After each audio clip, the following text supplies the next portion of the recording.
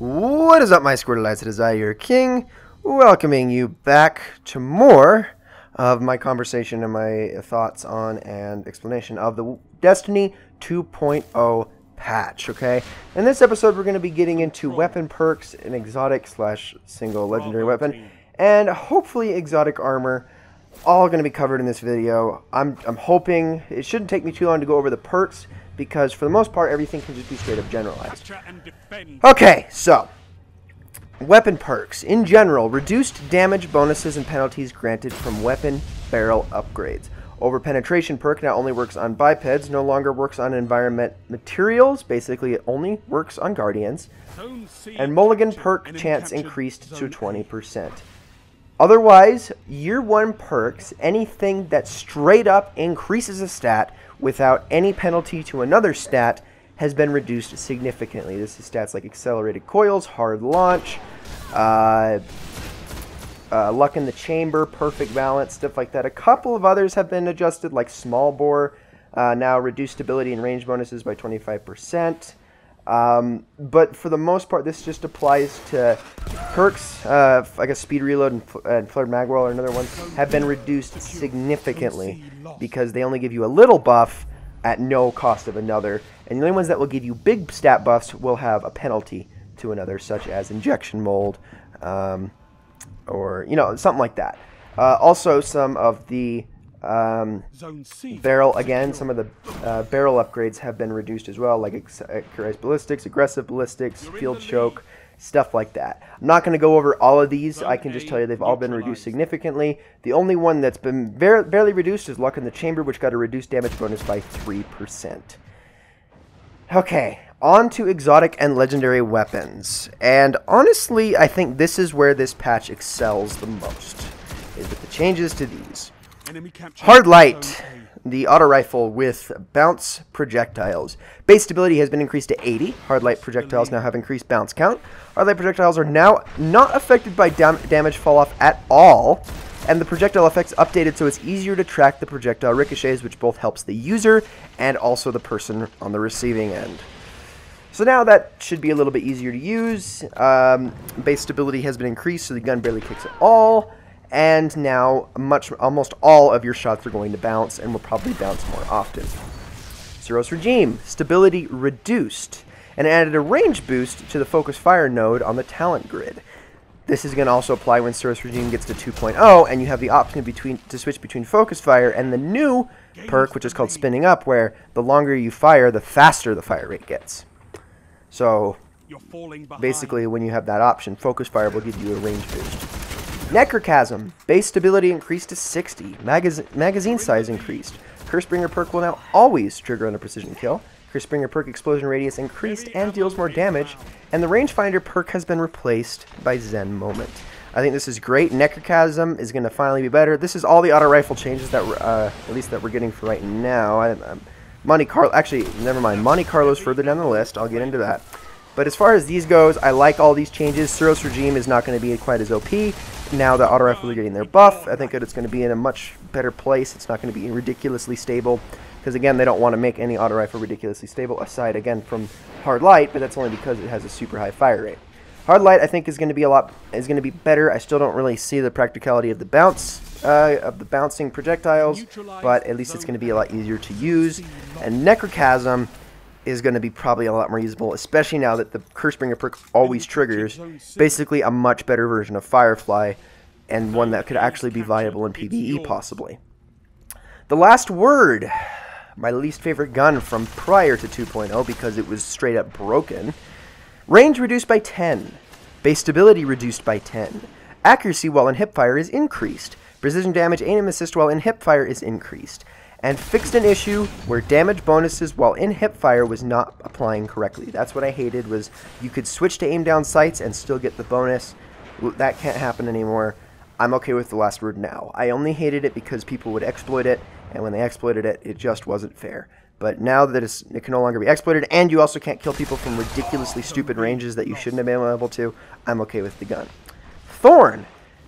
The quote-unquote most overpowered gun of House of Wolves is now getting nerfed, and only a little bit, but honestly, I think this could work. Base damage of Thorn DOT reduced by 1/3 for both PvE and PvP. Thorn DOT now stacks up to 5 times over multiple shots. This is a net buff, but it is now spread over multiple shots to eliminate the PvP 2-shot walk away. Meaning, no more 2-shot headshots with Thorn. You now have to get 3. But this could also mean 3 shots to the body will kill. Thorn DOT damage now correctly reports as poison. Hawk Moon. Luck in the Chamber and Holding Aces perks now have a stacking limit of 2. Only 2 of the bonus damage perks will ever stack, which should eliminate the possibility of Hawk Moon's one-hit PvP kill to an undamaged opponent. Very, very rare that it could happen, but it could still happen. Now it can't happen at all. Holding Aces perk now increases magazine by 2 rounds, which I'm guessing is to offset the overall magazine nerf for hand cannons, thus keeping it the same so that the lucky shots on Hawk Moon don't have a higher chance of proccing, because if you're to make the magazine of Hawk Moon smaller, you actually, in effect, make it more deadly. Icebreaker ammo recharge was increased to 7 seconds between rounds, was 5 seconds. At least it's not 8 seconds like it was in the original patch notes, but still 7 seconds is a bit long. Gjallarhorn reduced damage of Wolfpack rounds by roughly 1/3, which is not a bad nerf. Thank goodness. Gjallarhorn is still going to be a powerful weapon, and if and when it ever does come back, and they say it should at some point, it will still be a super weapon. It will be the strongest PvE rocket launcher in the game, and it's still an awesome weapon in PvP. But it's not going to be so good that you have to absolutely have it to participate in activities like some people would do on LFG sites. Black Hammer, the one legendary weapon in this entire list. White Nail perk now refills the magazine from your ammo reserves. And, fun fact, if you dismantle the Black Hammer, you get the Black Hammer rune, which you can turn into Eris Morn for 100, I believe it's 100, maybe 150 rep. And seeing as how Black Hammer is now not an exotic sniper anymore, basically, I can see most people doing this. It's still really nice, because you'll never have to reload with this darn thing if you can keep landing your precision hits. But it's no Icebreaker anymore. Or, I mean, better than Icebreaker. It's no Endless Shooter. No Land Beyond. Fixed an issue where there was an overlap parallax issues in sights during aim down sights view. Base handling increased, and the Master perk has an increased base precision damage bonus scalar 2.6 times to 3 times. Base precision damage, I don't know why that needs to be increased. I guess that means with the Master, in effect, you can one-shot someone off of a res or a radiance. That's pretty cool.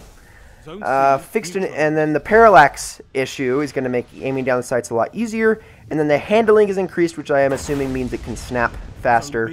And since No Land Beyond is ideal for snap shooting, it could actually be quite the deadly PvP weapon. Of course, it's still going to be the worst thing in PvE, so don't use it. Lord of Wolves, Rally perk now grants +5 recovery to allies in close proximity. I believe this is one of the few buffs that any of these weapons are getting, and it's getting no nerfs. Lord of Wolves, awesome, awesome, awesome weapon. Possibly my favorite, one of my favorite exotics in the entire game. I just wish they would have buffed the radius of the effect, but unfortunately that's still the same. However, +5 recovery is still nice. Thunderlord, arc detonation chance for lightning rounds killed increased to 50%. This was a kind of a hid perk that there was a firefly on Thunderlord if you can get a kill, but it was like something like 10-15% that it would ever happen. Now it's 50%, so it's much more likely when you're shooting things in PvE, they will all explode into nothingness when you kill an enemy. If there's anything around them, which is going to make Thunderlord even more powerful. And magazine size increased to offset ammo stat changes. I like that. That's going to make Thunderlord that's probably going to make Thunderlord the best machine gun in the entire game now. At least I would assume. It kind of already was, but now it is for sure. Vex Mythoclast. Projectile speed increased to compensate for global fusion rifle changes, and stability increased to compensate for global fusion rifle changes. Basically, they're just trying to prevent the fusion rifle nerfs and buffs from changing Vex Mythoclast at all. It's basically just trying to keep it the exact same as it was. Universal Remote. Base range increased by +20. Okay. Okay. I guess this is a usable buff. I really still think that there should be a big range nerf to all other shotguns, but and that we shouldn't still be working on this. I mean, I guess Universal Remote is supposed to be the one shotgun that should be designed for long-range kills, but as a result, it has super low impact. So, or I guess long-range damage. It should be basically a long-range 2-shooter is what Universal Remote feels like it should be.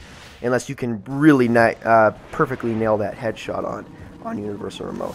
But that's really the only way it should be designed. It should take a lot of skill to hit from a long range, but all other legendary shotguns should have their range reduced drastically. Unfortunately, that's not being done. Monte Carlo. Stability increased to compensate for global auto rifle changes. Fixed an issue with a method perk. Monte Carlo method perk did not only trigger when killing players and combatants, can no longer trigger when killing, quote-unquote, destroyable objects. Because Monte Carlo method, you could shoot at like explosives and stuff like that, and it would still increase your melee decrease your melee cooldown drastically. Bad Juju. Stability increased to compensate for global pulse rifle changes. As far as I know, not entirely back to the way Bad Juju used to be, but it has been increased a little bit. Red Death. Stability increased to compensate for global pulse rifle changes. Fixed an issue where rate of fire and impact stats were displayed incorrectly. Stat values were not changed. UI display only. I believe this is incorrect though. Red Death now does 34 on the headshot as opposed to 36 like it used to do. Still a 2-shot kill if you can land all your bursts. Plan C. Range increased to compensate for global fusion rifle changes, and stability increased to compensate for global fusion rifle changes. So, all very good changes. I think this is going to really balance out most of the exotic weapons. I'm still iffy on Icebreaker-ish. Maybe one more second would have been nicer. I don't know. I still don't really see what the problem was with Icebreaker, considering less and less people were using it the longer time went on. It was like the best thing in vanilla, but by the time House of Wolves came out, Icebreaker wasn't the most popular thing. I mean, it kind of was in PvP because of the special weapon changes, but I don't know. I'm not entirely sure how I feel about this. I still don't think Icebreaker is a useless weapon, but it's definitely encourages you to use your primary more. Exotic armor. Okay, let's get into this real quick because there's not much to talk about. Many pieces of exotic armor now recolor when a shader is applied. This is awesome. Okay, now your Helm of Saint 14 won't just stay silver when you've got Bitter Steel or a Revenant on. Titans. An insurmountable skull fort gain a second melee charge for Stormfist and Sunstrike. It doesn't apply to Void melee yet, and this is a bug that will be fixed in a later patch in 2.0.1. which is apparently coming soon. Okay, we don't know what else is going to come with that, but I guess right now there's a small glitch on it. Hunters, Spine of Young Hamkara. Bonus to Trip Mine Grenade duration increased, and gain a second grenade charge for Trip Mine Grenade. Now I think that exotic's going to be a lot more usable. Warlocks, Heart of Praxic Fire, gain bonus agility when Radiance is active. The thing about Heart of Praxic Fire is it was really highly praised when it first came out, and then people realized it's actually not that good since it gives you like one more grenade. So now they're giving you bonus agility to make it actually much more usable, because Heart of Praxic Fire was pretty nice when combined with Radiant Skin, but it honestly could have been better, especially because, I mean, it did basically say, oh, it makes it as fast as you can throw grenades. Well, that's kind of, I mean, you can throw grenades as fast as you can basically hit your bumper, basically. Like, that's what they said. Not really. It's just as fast as the... I mean, like, the cooldown's pretty quick on it. But it really didn't make that much of a difference. So this is nice to see. And aside from that, you know what? I think I am going to go into one more thing. I think we'll also jump into the activities real quick. Starting with the world. Year 1 activities have been converted into a quest system. Year 1 quest lines do not require ownership of the Taken King, and you can replay the story for more experience and reputation by looking at the quest collections in the tower. So I guess you can just, yeah, you can just go replay all of your storylines, whether it's Vanilla, Dark Below, or House of Wolves, and get more experience for it. Don't turn them in, though, before Taken King drops, or it's basically going to be useless for you. The Ghost is now voiced by Nolan North, which personally I prefer. I know a lot of people disagree. But honestly, I just know Nolan North is a much better voice actor. Peter Dinklage might have more, he might have more credibility as an actual actor. But as far as voice talents go, I think Nolan North is right up there with the best of the best in the world. And I think beyond that, it's all up to Bungie's writing and direction. Fallen Wolf Hunt patrols will retreat in anticipation of the arrival of Oryx in our solar system, and fixed an issue where the Medic and Blast Shield PvP medals displayed while playing PvE activities. So you can't get the Glimmer bonus for those and stuff, and they won't keep showing up in your stats. Strikes. Players now are required to participate in the boss fights to be eligible for end-of-activity loot. Bonus loot and reputation can now be earned via Vanguard streak bonuses for players who continue to recycle back into the strike place without exiting orbit. Burn skulls, which are going to be some of the new exotics, Arc Void and Solar, now only increases player damage by 2 times, down from 3 times, and combatant damage to player is unchanged at 3 times. Don't know how I feel about that, but I guess if it's combined with a Nightfall burn, and that's going to mean like 6 times damage, so you'll absolutely destroy things. Fixed an issue where the incident for completing a strike, i.e. earning the strike's introduction Grimoire card, was not triggering in strike playlists. All good changes, I think. The burn one is a little bit iffy, just encourages you to play more careful. I still think 2 times is plenty, though. I don't know, maybe that does apply to all burns, as like Nightfall burns as well, but I think this applies to those exotics that they were talking about, where they give you burn bonuses. But I'm not entirely sure. Prison of Elders. Fixed an issue where the Servitor Bond's weaken buff did not clear when Skolas is pushed into Phase 2. Fixed an issue where the webmine effects extended beyond effect area. I know I felt this one a lot. Fixed an issue where the rewards for Skolas' revenge did not grant Hildian Seeker to players who already have Ceres Galliot. I have run into this too. In the 4 times I beat Skolas, I never once got Hildian Seeker because I had Ceres Galliot. Glimmer consumable drop rates reduced drastically from the arena chest. That's a shame. I used the Prison of Elders to grind for Glimmer. Now I can't anymore. And removed the Elder Cipher exotic bounty. These exotics now have a chance to drop from the large chest in the Queen's Arena, and players who are on any step of the Elder Cipher should receive a token to redeem at barracks for their choice of a House of Wolves exotic weapon. I am going to be getting Queenbreaker's Bow this way, which makes me happy. And last but not least, King's Fall. The King's Fall raid will unlock on September 18th, 2015 at 10 a.m. Pacific. Ladies and gentlemen, that is it for this episode on the weapons patch. In the next episode, we should be talking about quest bounties, the tower, inventory, a couple Crucible changes, UI, and technical changes. Hopefully being able to blast through all of it in one video. Thank you all so very much for watching, and I will see you all in the next one.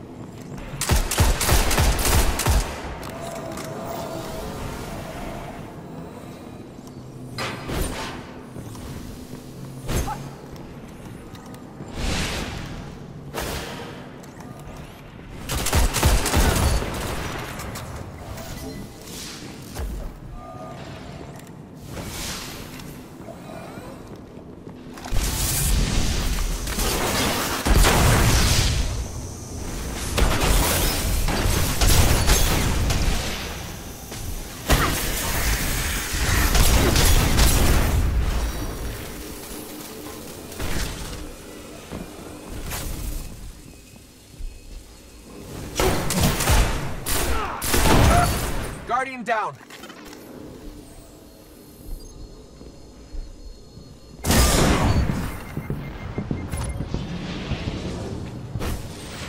Heavy ammo inbound.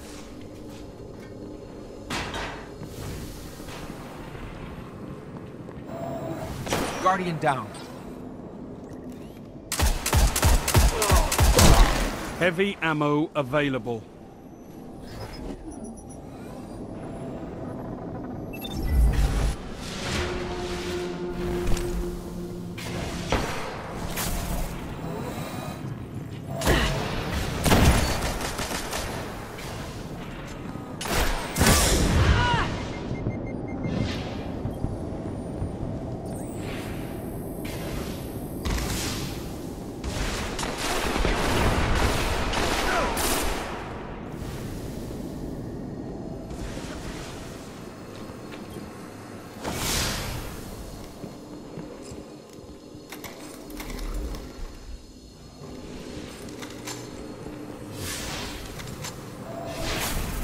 Only 5 minutes left.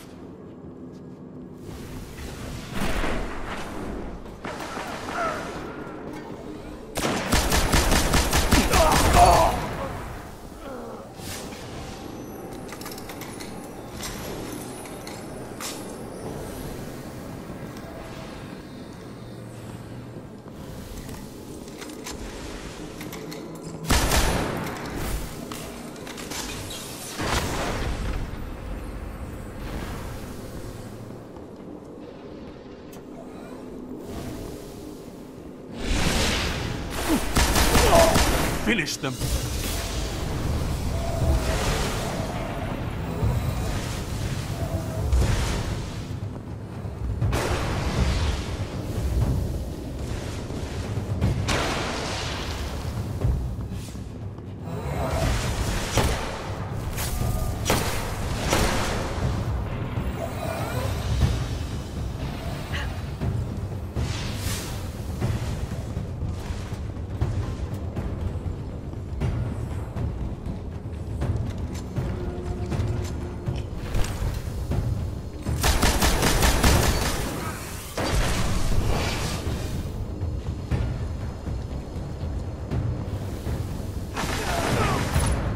Weapons down, Guardians. This fight's over.